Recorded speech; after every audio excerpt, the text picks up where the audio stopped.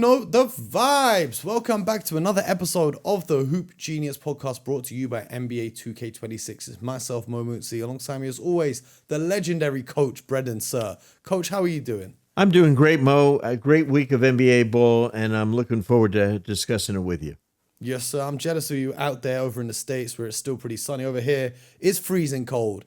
And even though it's freezing cold, the one thing keeping me warm is I'm on fire on NBA 2K26 right now. I'm in that rec center on 2K, just absolutely lighting it up. You guys, if you don't yet have NBA 2K26, you need to make sure you get your copy. It'll be linked in the description. Season 2 is in full flow. You got to get grinding, get your cap breaker so you can level up your player even more. You got the My Team mode over there as well. So NBA 2K26 is what's keeping me going while I wait for the games to begin at around midnight, usually in the UK.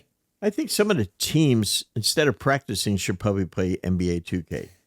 They might have a better chance of winning some of these I games. agree. Looking at the Eastern Conference, I definitely agree. But someone who looks like they're from NBA 2K, but they're in reality. In fact, there's two guys, right? If you talk about players in the NBA that are like video game players, obviously Victor Wembanyama, who we speak about a whole bunch, right? Love him. He is made in NBA 2K and brought to reality. 7'4", 7'5" guy that can shoot the three ball, handle the ball, do everything all around. But another player, the man who truly broke NBA 2K back in 2016, they had to readapt their whole shooting mechanism, is Stephen Curry, who at this stage of his career, what's he now, 37 years old? 37 last week, yep. Absolutely. Happy birthday, Steph. He is still lighting it up. He's averaging 29 points a night, 6th in the NBA, with 2 statement performances against Victor Wembanyama and the Spurs in this past week. Coach, talk to me about the chef. What's going on here? Well, I think what's really incredible is they got annihilated in OKC last week, national television, and the next night they went in and beat San Antonio in San Antonio, and he just lit it up. 44. Stayed there, day off, came back. I would have thought San Antonio would have really had an answer for him because they have an excellent coaching staff with maybe the best defensive coordinator, Sean Sweeney, in the NBA. And the guy goes for another 45 plus. So that was remarkable for me, but it shows you when you have 3 Hall of Famers who are very serious guys about winning. They really they got did 4. I don't know if Jimmy's going to make the Hall of Fame, but I got Al making the Hall of Fame for sure. Oh, well, Jimmy's definitely in the Hall of Fame. Jimmy's definitely going to be in there. And Al Horford for college and pro, yes, you're right. Absolutely, 2-time champion. And just a Hall of Fame teammate. And a coach that's a Hall of Famer. First, so they have a lot of great. But those guys were very upset the way they played, and that's what happened. Good teams never forget, Mo, and they went in there it was a business trip, and that's what's really impressive. They're undefeated at home. They had not been doing well at home. Now they were 1-6, I think, going into San Antonio tonight. As on Sunday night, actually last night, they're playing in New Orleans, so that'll be an interesting test for them.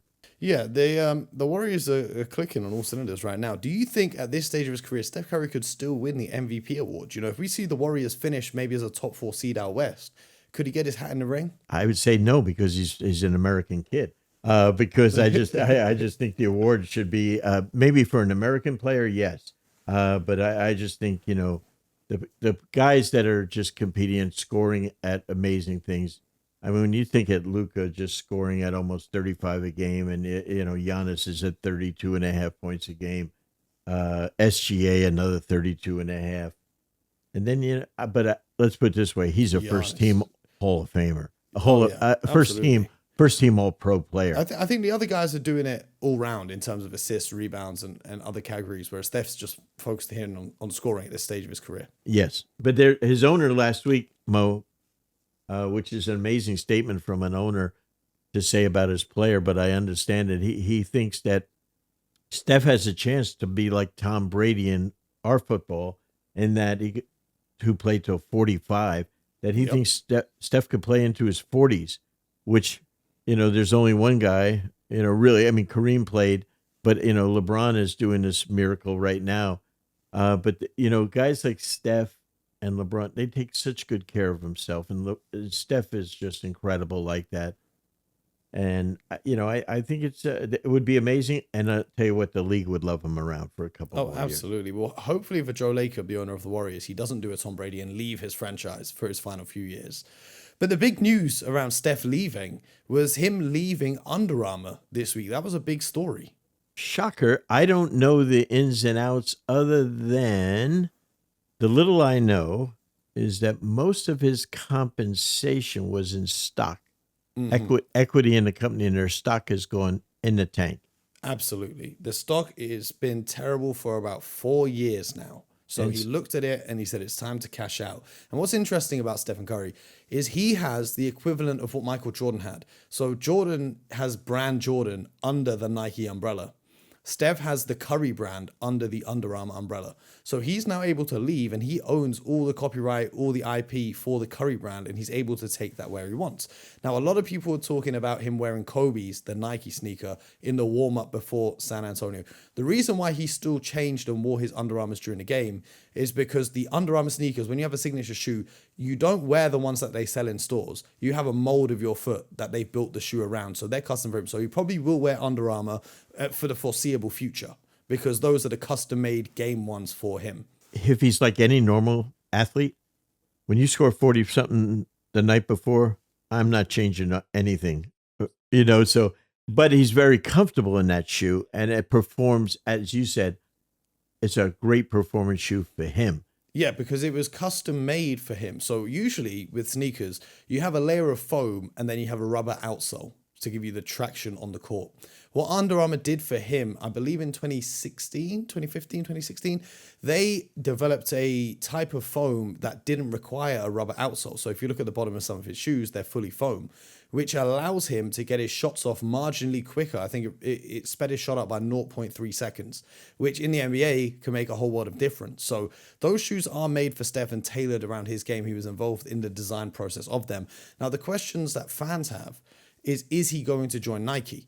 And I have to say, with my experience in the sneaker world, if you guys don't know, I work quite closely with sneaker brands and I have done for a number of years now. I don't believe that he would join Nike. The reasons being is he has his own brand. He has the Curry brand. So anyone who signs Steph Curry has to sign the Curry brand.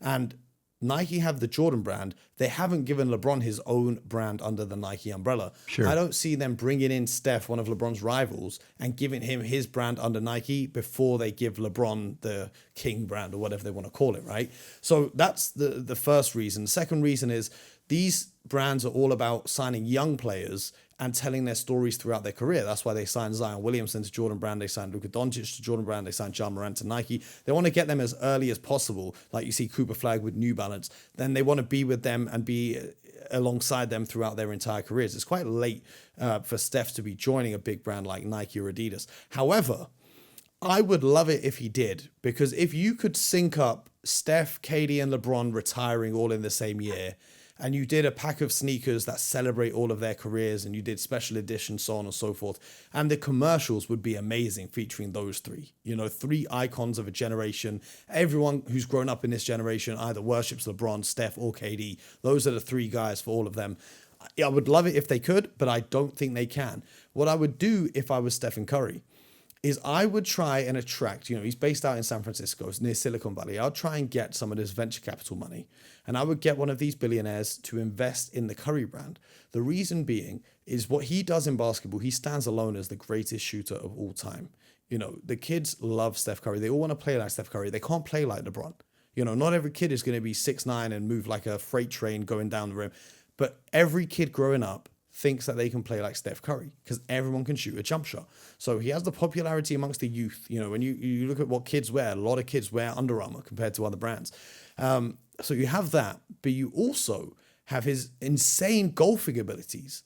I seen a video of him scoring a hole-in-one. Me and Scott were talking about this on the show last year. He's a great golfer. Mm-hmm. Now, if you were to invest in the Curry brand, you can have a basketball line, you can then have a golfing line, and you can build that out from there and build the Curry brand. It's not going to compete with the likes of Nike or Adidas. However, there is still a market, and I believe there are people who would go out there and still purchase his stuff. And we've seen something similar with Tiger Woods leaving Nike, partnering with Sunday Red, to have his own line over with them. That's why I see that being the best way for Steph getting this done, because to develop a signature shoe with a new brand would take a long time.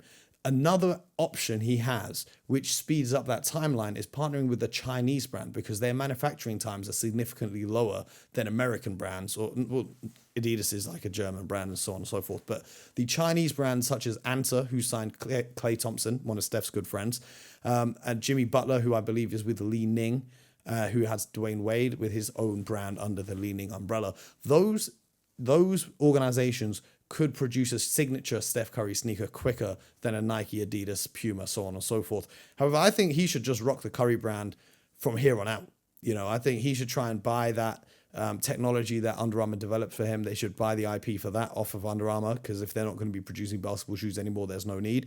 And he's already got athletes signed under him. He had these amazing performances against the Spurs. You got to remember, De'Aaron Fox is a Curry brand athlete. He's not an Under Armour athlete. He's a Curry brand athlete. So that's the route I would go down if I was Stephen Curry. Thank you for listening to my TED Talk about the sneaker industry. I love talking about it. So if you guys want to hear more, let me know in the comments. And I agree. And I tell you what, that was educational for me. And so I am not going to add anything to it other than Steph Curry is one of the smartest young men we have playing professionally. He understands business. He is a billionaire now because of everything that he's done off the court. He's done some beautiful things. His dad is just an incredible man. So he's grown up around this game. He's very sharp. He's got really good people handling him right now, and partnering with him, not handling him. No one handles a guy like Steph, but he's got great partners.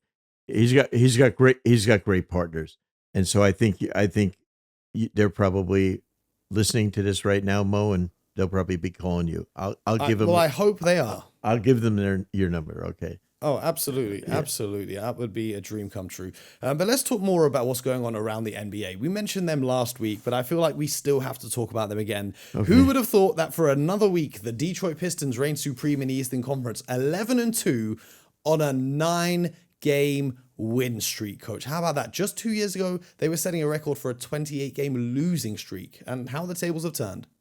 Yeah, and and it's great. I'm happy for JB Bickerstaff. I'm happy for my alma mater, the Pistons, because it was embarrassing for all of us that were champions there to have what had happened. But I'm really, really happy for them. And the thing that makes this streak very, very intriguing is that they basically played without their starting five the last two games. And that is amazing because Cade Cunningham was incredible, has been, an all-pro player for them thus far this year, has really put himself as one of the really legit stars in our league. I'm putting him in the MVP conversation. I don't care if anyone else is. I'm putting him in there. Yeah, I mean, I think right now, because you don't know what's going to happen, God forbid, with injuries and stuff, I think you got to have 8 guys in there, and he's certainly up on that list. And irregardless of records, I just look at players the way they perform. The most valuable player on their team that helps them in the league, Lauri Markkanen on Utah, is by far an MVP on that team and really keeps them with their head somewhat above water. But I'll tell you what, Cade is incredible, worthy of the number 1 pick a couple of years ago when a lot of people questioned it. And I'm just happy for him. And the other one is a kid like Maxey, that is just, him and BJ Edgecombe are just carrying Philly, with what they average and stuff like that. I want to talk about Cade because Cade illustrates a point that I would like to make. Okay. Cade Cunningham earlier this week had a 46-point triple-double. Okay, in an overtime win against the Washington Wizards, he had 46 points, 11 assists, 2 rebounds, 2 blocks, and 5 steals. An insane stat line. And, I was talking about this on Twitter, and a lot of people were like, well, he took 45 shots to get 46 points. That's not efficient. No. Okay, here's the thing. You have to watch the games, and you have to be aware of the context around the games. That game against the Wizards was their 3rd game in 4 nights. They had 6 of their rotation players out injured. There was 3 guys from the G League who were called up that were playing significant minutes. Sometimes as a leader of a team, an MVP candidate, whatever you want to call it, you have to take all of the shots because it's the only way. And they were down double digits in that game. They came back in the 4th quarter. You have to be aware of the context. And I'm so tired of fans looking at a box score and making their judgments on the game around that. You're telling me that Cade had a bad game because he took 45 shots in 45 minutes to get 46 points. I'm telling you, if he doesn't take every single one of those 45 points, they don't win that game. He did what was necessary to put his team in a position to win, and that win built momentum, and now they sit on a 9-game win streak, despite him missing the games after that. I think he also got 18 free throws in that game. He did. 16 of 18 from the line. Which is incredible. Any player that can draw that, which means anytime any of those that were a 2-shot foul don't even count as a shot attempt. So people don't understand how hard it is to get a shot off, 1 shot off in an NBA game. Yep. It's not easy. You have to really be good to get a shot off, let alone 45 or 46 of them, and really way over 50 shots, including the times he got fouled. That shows you his greatness. But I'm about guys like you, Mo, to compete, and that's what he did. You got to sometimes will your teams to a win, and that's what he did, and that's why he's a gamer. But I'm really happy for the way this team is finding a way and believing they can win any night out. That's a big step for any club. Should we stay talking about the Eastern Conference here? Because you had a few things in the standings that have caught your eye. Let's talk about the number 2 team, the New York Knicks, who I did the game. I called the game against the Heat on Friday night, the NBA Cup game. An interesting game down to the start of the fourth. It was neck and neck, and then there was a collapse by the Heat for the first few minutes where the Knicks just ran away with it. But they are 8-4, second in the East. Yet to win a game on the road. They've played 9 of their games at home, 3 on the road, and they've lost all 3 on the road. Does that concern you? Very much so. I don't know. I'm really surprised with the arena.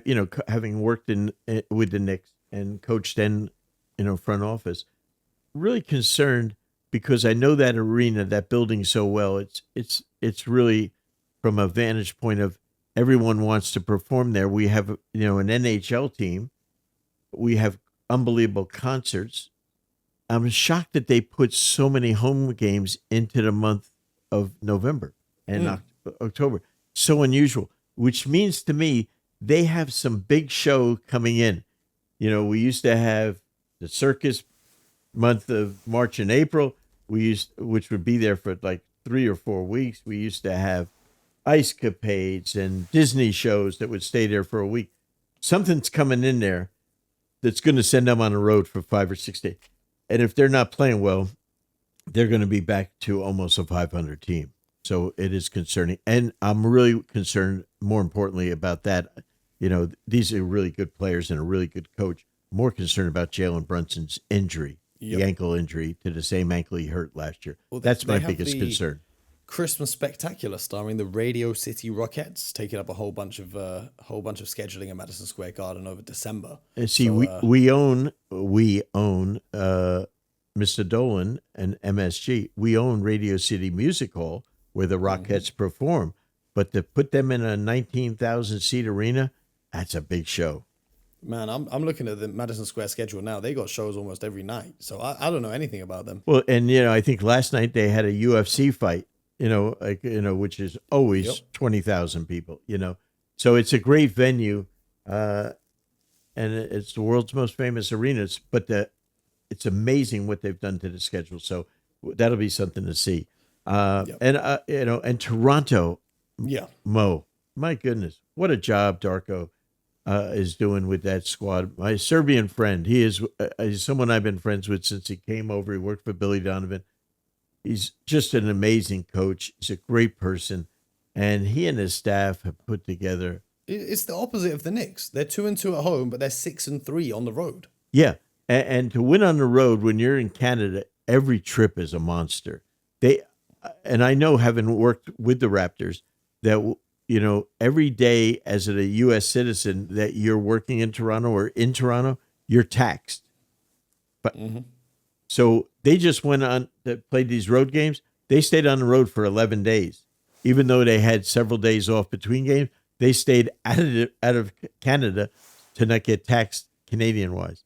So to go out there and have impressive wins. I mean, what they did to Cleveland the other night, and then go in and beat Indiana, very impressive. Well, I mean, Indiana are 1-12. That's not a huge achievement to beat them. but a fairly close game. But then all of a sudden to open it up to 26 points. Yep.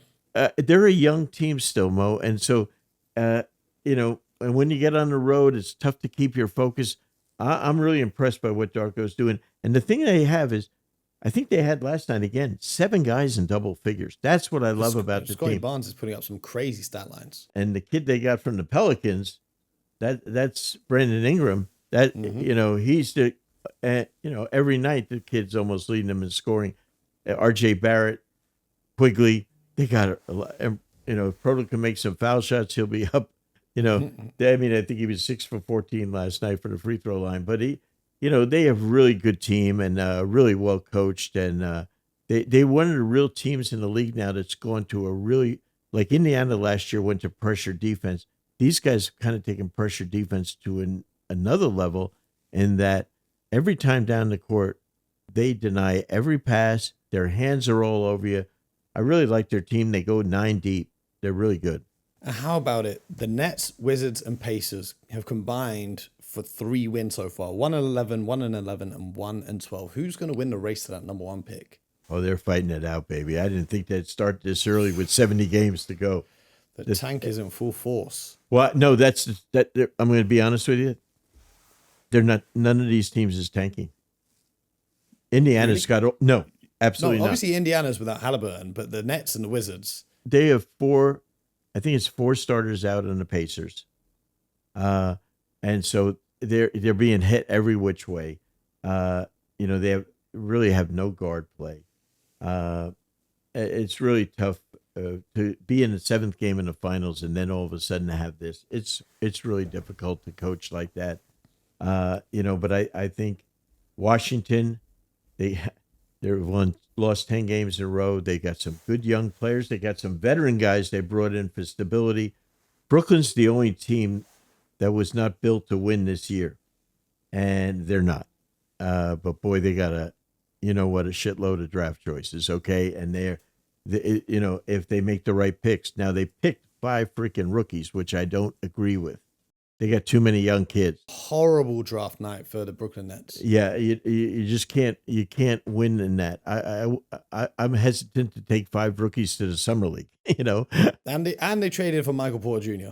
Michael's performing well. The head coach Jordy, he knew him.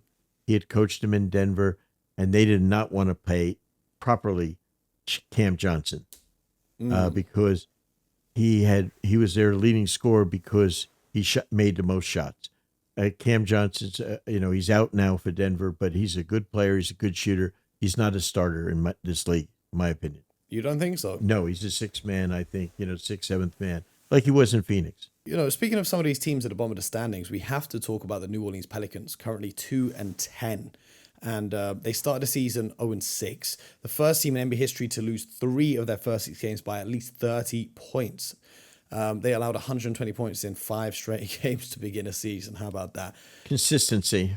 Yeah, consistency. I guess they get that. But that was enough to get Willie Green fired, who has been replaced by assistant coach James Borrego, who's got experience as a head coach. What do you make of this? Is your expertise is coaching. So I'm going to let you have the floor. Having worked for Joe Dumars in Detroit when he became president of the team and I was a GM, he's a champion.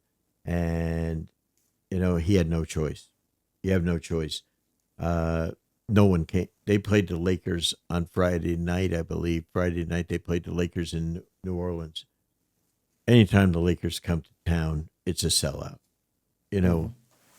And you buy your tickets before LeBron's going to be out with the season. Yeah, and you still got Luka. And you got Luka. You got the other guys, and the arena wasn't even half full. Right now, they're the lowest revenue team in the league. Lowest. Well, this is what I said. Like you're talking about fans buying tickets before they knew LeBron was out. This is why you don't know who's going to be healthy for the Pelicans. Like if you want to buy a season ticket 100%. and your star player, and this goes back not just Zion Williamson. This goes back to like Anthony Davis was there as well. Like they've always had bad luck with injuries. I don't know who's on the medical staff. We did an episode with Joe, and that was the first question I asked. I said, Joe, what's going on with the medical staff over there? They fired the head coach, but I think those team doctors need to be looked at.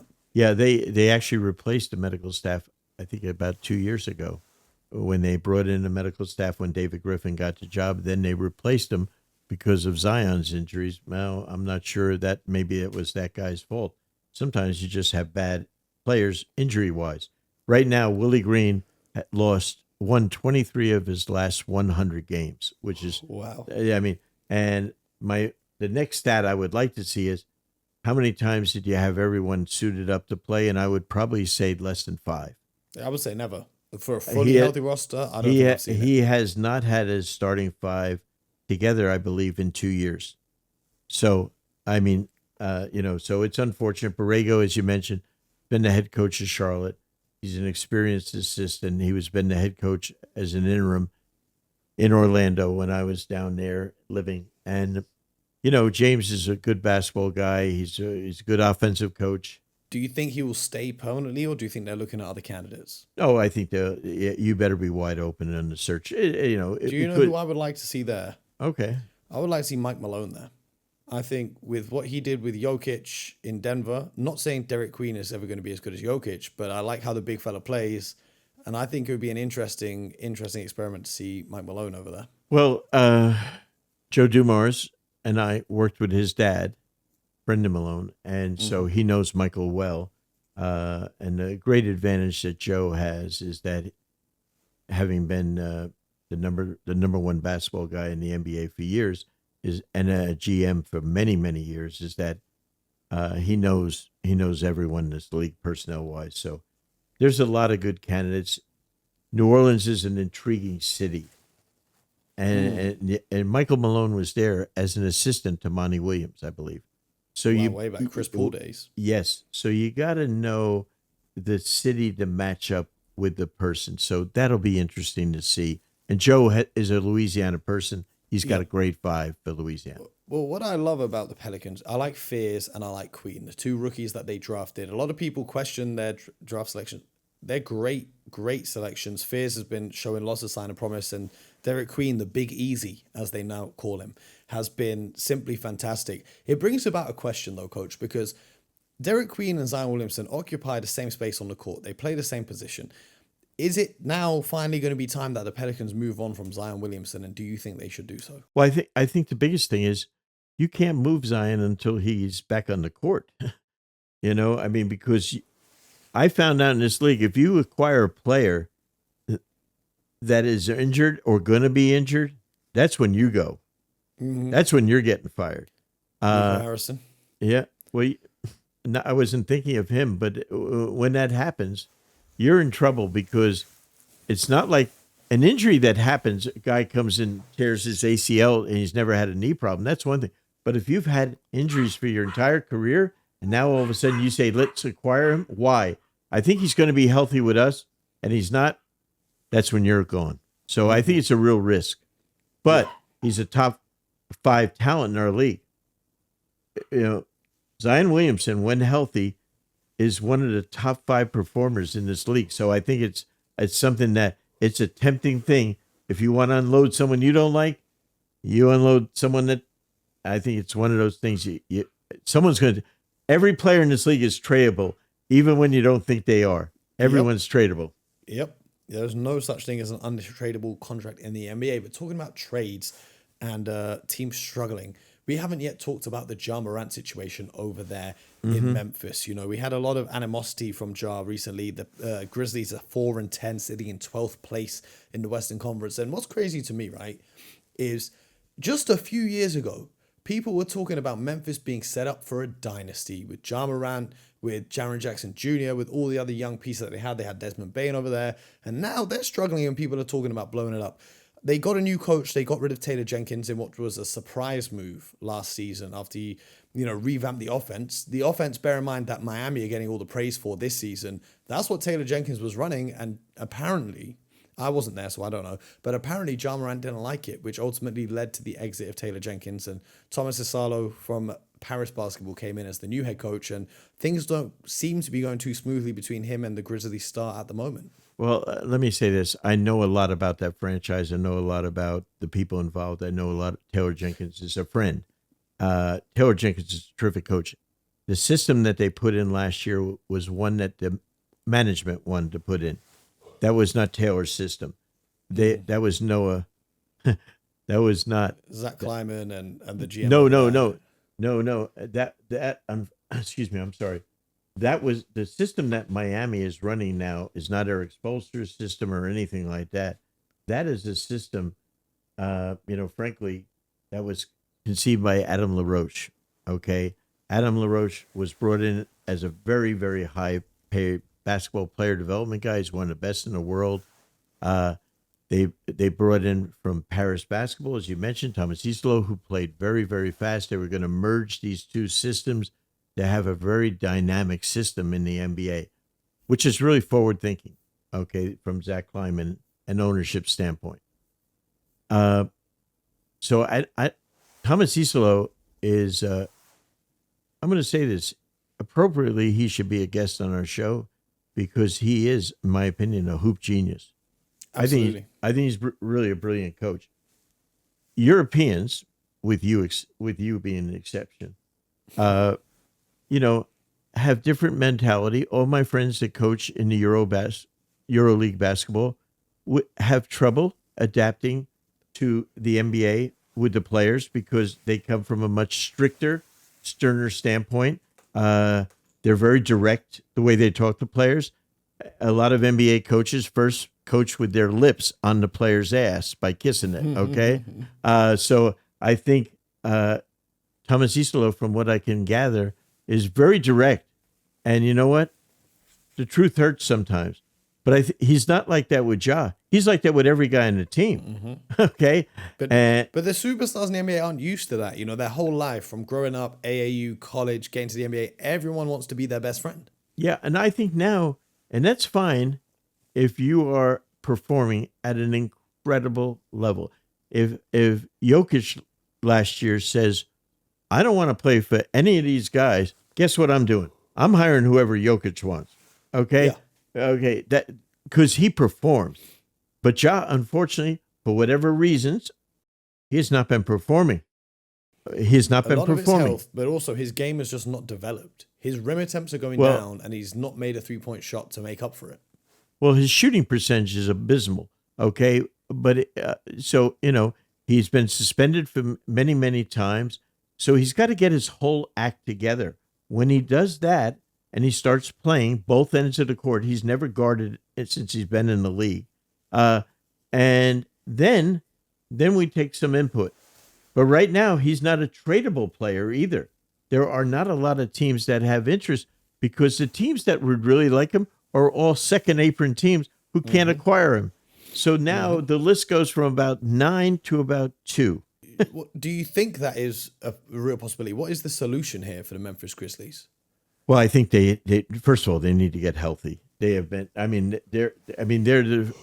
I never saw a team start the season getting a waiver because they have 5 players out to start the season. It's unheard of. So, Scottie Pippen, who would really be a wonderful pick to get in there, a guy to get in and play, is out like for 2 months. Ty Jerome, their free agent, a great backup in Cleveland, performed incredibly well, runner-up for 6-man award, I believe. He hasn't been played one game this year. So they don't have any backcourt help. And they have no centers. Zach Edey's has not even been around since the summer with ankle injuries. So, I feel badly for everyone involved there because the guy can coach. They have a couple of games where they're not competitive. But you know what? He's trying to play a very fast style. Paris basketball in Europe is the fastest paced team in Europe. And so they're trying to bring that style of play. As we know, our friend that's coaching up, Thiago Splitter, that's coaching up in Portland, was the coach of Paris basketball last year. He took Isolo's place. So I think they're trying to do the right thing. But I found a long time ago, Mo, if you don't have talent, I don't care what style you play, you ain't going to win. Well, let's stay in the Western Conference, right? Where the Thunder continue to steamroll absolutely everyone despite not being fully healthy. That's, they could just rattle off a few more championships in the next few years. Remember, I picked them not to win this year. It's I know I don't even answer any texts from Sam Pressey. 13-1 in the game they lost against Portland. They were up 24 points in the first half. So They have not had their team healthy, and I'm not sure when they're going to have their team healthy to play. Jalen Williams has been out the whole year. Yep. They keep taking turns with guys getting hurt. Lou Dort's coming back tonight. It's been out for a couple of weeks. But you know what? They have a culture. They have a great head coach, and they got Shea. Oh, baby, they got Shea. Do you think this team can win 70-plus games this year? Yes, they could. Yeah, they could. And just because of their culture. But that doesn't mean, and I say this, and you got to understand, Mark Dagnall's a dear friend. Sam Presti is also. They're doing everything right. But the only reason I say they might not win it is you get to the playoffs, you don't know who you're matched up with. And all of a sudden, if they happen to play a Denver team that is really all of a sudden better than last year's Denver team, the matchup can beat you. Not the yeah, that's the only reason I say that. And having that bullseye on, I'm worried about Shea having to play so many minutes and perform. I think he's almost had over 30 points except every game this year, except maybe one. Yep. That's insane. What he does. That's insane. Swim in for 30 every game. Yeah, it's nuts. I mean, it's amazing. So I love what they're doing. Love what they're doing. Well, the top three in the West are right where we thought, the Thunder, the Nuggets, the Rockets doing their thing. But the Lakers, how about them? 10-4, fourth in the West with no LeBron James yet. Yeah, and they've had injuries to Luka and they've had injuries to AR. I tell you what, I think our friend JJ Redick's doing a great job. I think they're playing. I think he'd be the first one to tell you he's a better coach this year than he was last year, and he'll be a better coach next year than he is this year. I think he's a very bright guy, and I think he keeps learning and learning. And now he has when you first coach as a head coach, you don't know exactly what you want to do, and now I think he's moving into where he wants. Plus, when he gets all of his talent there, he'll even know more. He said the other day, he made a great statement. He said, you know what? We have our best transition player hasn't even played this year. And he's right. LeBron James is the best guy they have in transition. So he's going to, I got a call. I have people out in LA, as you know, and they took your recommendation. They put him in the G League. He's been practicing them with 3 days.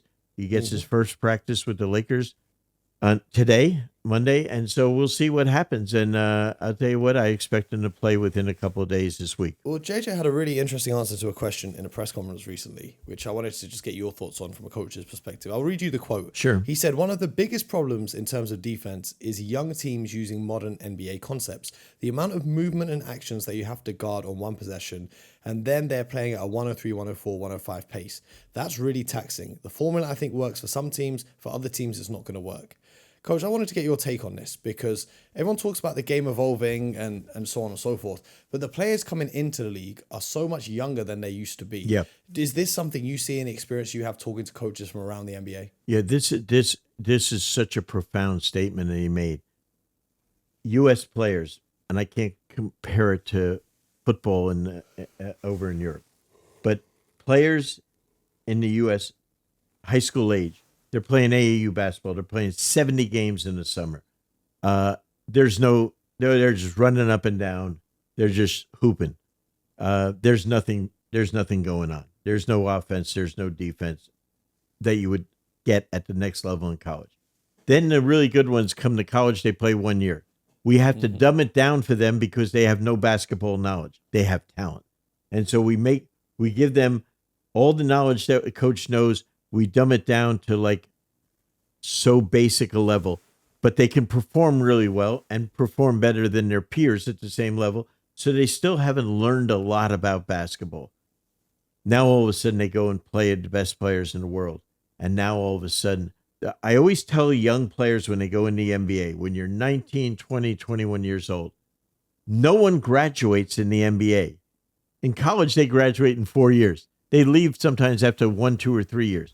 In the NBA, you got LeBron entering, was he in year 21 or some ridiculous thing? 23. Russell Westbrook, year 17. These, it's not about money. They love to play. They love to compete.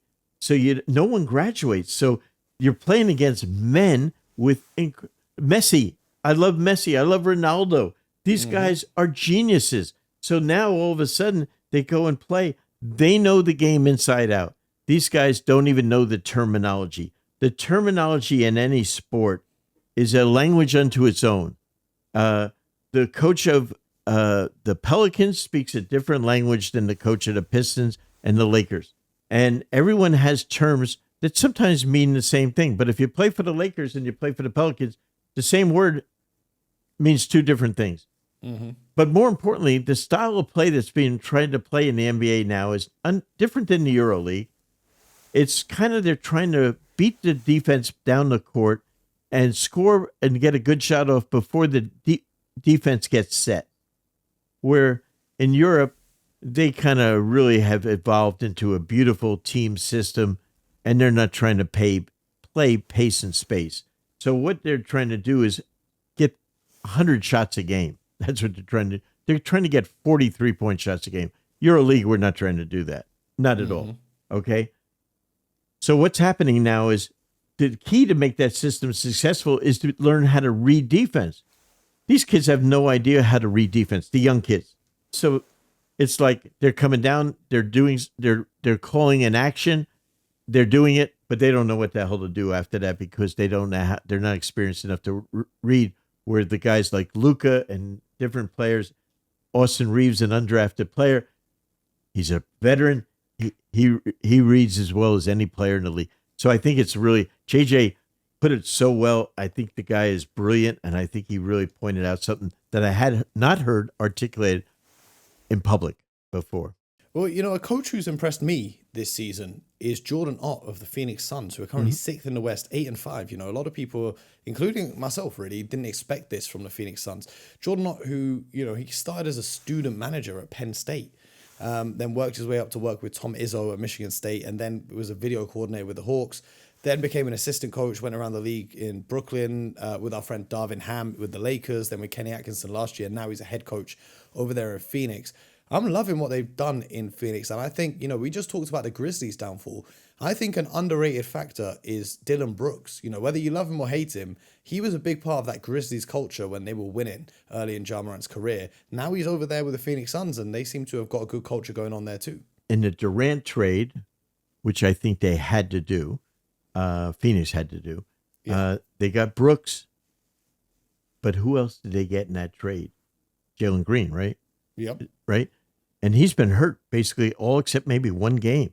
So I think to do so well, what I've seen as two interesting things. The owner, Matt Ishbia, went and hired another Michigan State guy to be his general manager, Brian Gregory, who had Jordan Knott as a manager for Izzo and him when he was at Michigan State. He knew who he was hiring. The culture has changed around. They have very good enthusiasm. There's one star, Devin Booker. There's one star, and he's playing great. He's not coming down shooting the ball 30 times. He's playing like a pseudo point guard, but he's scoring 29 points a game, 28 points a game.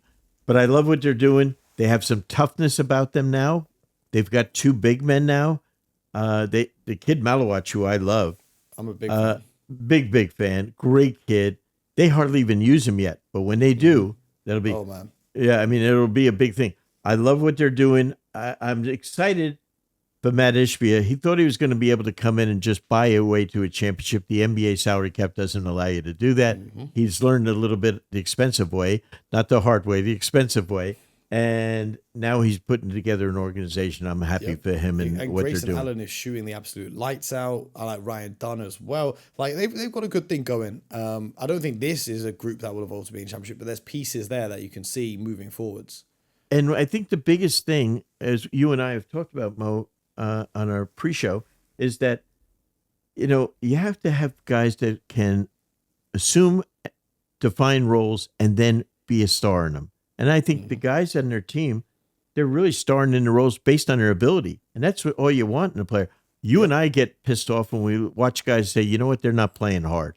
That team's not competing. That's when you and I get mad. What do you think about the Minnesota Timberwolves? They're currently 7th, 8-5. They're a team who has got big aspirations after making conference finals, a couple times. And you expect Ant-Man to make this leap, and you expect the Timberwolves bringing back the same guys from last year to be right up there with the best of the conference. Right now, they're 7th. I love their talent. I think everyone does. I'm just a little disappointed in kind of the start that they're getting. You watch them one game and you say, whoa, this team's ready to go. Julius Randle, Anthony Edwards, those guys, I mean, they're two of the top 15 players in the league, really, I think, on performance. And then when Gobert does his job, With Randall's top 15. But well, I mean, the point. he's playing like it though. When he, I Yeah, mean, he's yeah. when he plays like his role. When he's on, he's Yeah, on. that's what I'm saying. Physical bully ball. I love it. Yeah, I mean, top 20, but I mean, he is this. He's a real star player. He comes, he brings it every night. I love him, and this is the Julius Randle we wanted in New York, frankly, when he was there. And I think and I think they have excellent coaching on their staff. I don't know, they're losing some games I just don't get. But this is a team that if you play them in the playoffs, they can whip your butt in round one, or they can get eliminated in round one with a bad matchup the other way for them. If they finish 6th, 7th, or 8th, you can go on the road against a 1, 2, or 3, and you're going to get your butt kicked. So that's what I worry about. I'm a big believer in home court advantage, so I don't like where they're flirting right now. 70 games to go, though. Absolutely. There is one thing that I forgot to mention earlier. Uh-oh. That our good friend, Mr. Darvin Ham, is still undefeated in the NBA Cup. How about that? Darvin Ham. They're gonna what Emirates, the Darvin Ham Trophy. He might become. I mean, the guy is incredible. I love him. I have so many people that listen to our show and they said Darvin Ham's amazing. Darvin Ham is going to be a head coach this year. I will bet anything on it. We don't get involved with betting, coach. But No, I like the didn't. metaphor. I know. I'm just messing with you. I'm just messing with you. I met. Oh my God! I met A gentleman's bet, a handshake bet. A beignet How about from that? New Orleans. Yes. Oh, yeah. Yeah. No Oh, food. yeah. I only bet food. I never Oh. bet money. I don't have any money. I bet food. But but Darvin Ham's a head coach. He's got presence. He's got toughness. He's got love in his heart. I And love it was really nice having him on the show because most people only see coaches in post-game press conferences. They don't hear from them otherwise. So for people to see another side to a coach and really understand the person behind the coach. When I visited our friends in Sacramento, his son DJ is an assistant coach with the Kings. Mm-hmm. He's a little shorter than Darvin, a lot leaner, but man, can this guy coach?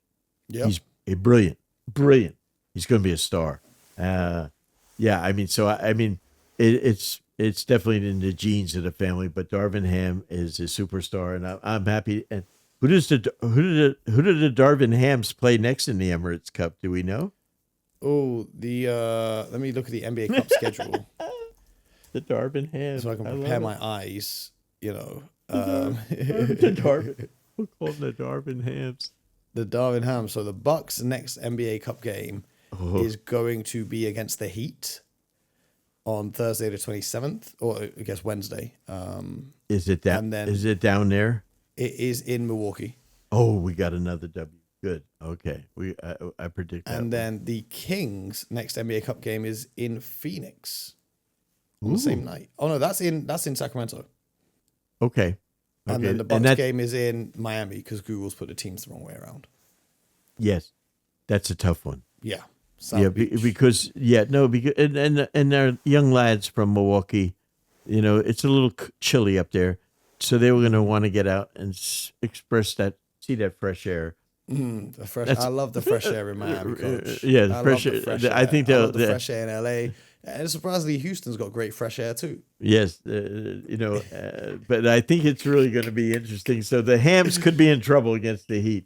That's all I'll We'll say. see. We'll see. Well, I've got more faith in the Ham on the Bucks than the one on the Kings right about now. But we're not going to go into that right here because they're sitting at 3-10.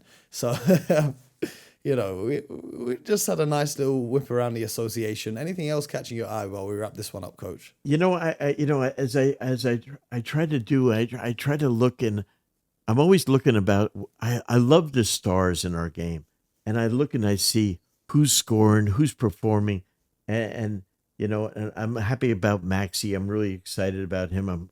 I love Lauri Markkanen, but I'm big on rebounding. I know that's how you win in this league. I think Jokic, I've never seen a guy come out of the gates like this cat. I mean, this guy, if you don't love the game, and if you're a fan in Denver, it's must see, because when you get a guy like this at about 30 years of age performing like this, I mean, every night, I mean, he leads the league. He leads the league in assists. I was going to say he's 8th in scoring, 5th in field goal percentage, 1st in assists, and 1st in rebounds. He's averaging 28.7 points, 13 rebounds, and 10.9 assists a game. I can't remember in my days in the league, 47 years, where I have seen a center that can really score leading the league over, like, the point guards in this league. Mm-hmm. I mean, this guy is like 2 assists more than, the other guy. So I love that. I love Wemby's. I love Wemby. I still got to get him around the hoop a little more. The kid in New York, Karl Anthony Towns, Cat, affectionately known as Cat. He's a stat sheet stuffer. I mean, he just puts. That game I called on Friday drove me insane, though, Coach. I'll tell you why. He starts the game missing a couple threes. And Right. I'm looking at it and I'm like, you're being guarded by Andrew Wiggins. Get your ass 7-foot inside. ass on the block, right? Yes. But he keeps shooting the threes. Next thing you know, 36 points in like the first half. And I'm like, well, I guess that told me. The guy is incredible, and it shows you that with Jalen Brunson out, most teams would say you got an All-Pro guy out, they're not going to win the game. Hey, they got 38 off the bench from Landry Shamet. They got a triple-double off the bench from Josh Hart, and they got 25 from Jordan Clarkson off the bench. How about that? And Jordan Clarkson they have him actually, and I don't mean this in a bad way, he's actually on milk cartons. He's been missing the whole season. He's the lowest shot attempts of his career, lowest points of his career, but he's still got the opportunity, started cooking up. And that's great. They've done a good job building a depth. Yeah, so I mean, I just like what I'm seeing from so many guys. So far, again, it's hard to imagine. You see games every night. We have about 70 games remaining. I love it. Oh man, the NBA is beautiful this year. I think the coverage as well on Amazon Prime and NBC, it's fantastic. It's celebrating the game. It's positive, giving insights. I'm enjoying this season so much, and it's only going to get better from here on out. You look good on TV, man. I saw some of those clips. You look pretty dang good. Coach. Coach. Listen. Handsome guy, man. We've got a long way to go. I'm trying to get to that studio in LA, man. I'm trying to get out there, but we'll see. But I appreciate you. But make sure you guys subscribe to the show, because the NBA is going to get better and better, and so are we. We've got more special guests in store. We've got more insights from the legendary Coach Sir himself as well. So subscribe, YouTube, Spotify, Apple, wherever you get your podcasts from, and we'll be back on Thursday with another special guest. Until then, get buckets.